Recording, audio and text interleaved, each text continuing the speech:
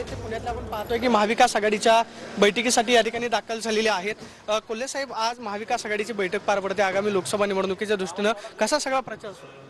नाही, महाविकास आघाडीमध्ये एक समन्वय असण्याच्या संदर्भामध्ये शिवसेना असेल, काँग्रेस असेल, या सगळ्यांबरोबर ही एक बैठक पार पडते आहे। याच पद्धतीनं काल शिवसेनेचा मेळावा सुद्धा चाकणमध्ये झाला आणि हे कोऑर्डिनेशन होणं हे फार गरजेचं आहे। तेवढंच एक उत्तम प्रतिसाद हा आमच्या दोन्ही मित्र पक्षांकडून, शिवसेना असेल, काँग्रेस असेल, त्यांच्याकडून मिळतो। निलेश लंकेंना जे आवाहन केलेलं होतं की एक लोकनेता जर आमच्या बरोबर आला, तुतारीची जर त्यांनी साथ घेतली तर आगामी काळामध्ये परिवर्तन पाहायला मिळेल। आज त्यांनी तुमची काही वेळापूर्वी भेट घेतलेली आहे, काय नेमक्या भेटीमध्ये चर्चा झालेली आहे?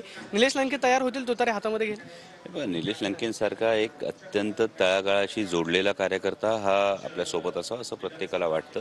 येणाऱ्या काही दिवसात ती स्पष्टता येईल। मात्र आज शरद पवारांच्याच पत्रकार परिषदेमध्ये त्याचा उल्लेख होईल असं सातत्यानं सांगितलं जात होतं, मात्र ते झालं नाही। आगामी काळामध्ये हे कधीपर्यंत होऊ शकतं याची खरं तर कार्यकर्त्यांना उत्सुकता आहे। Wait and watch.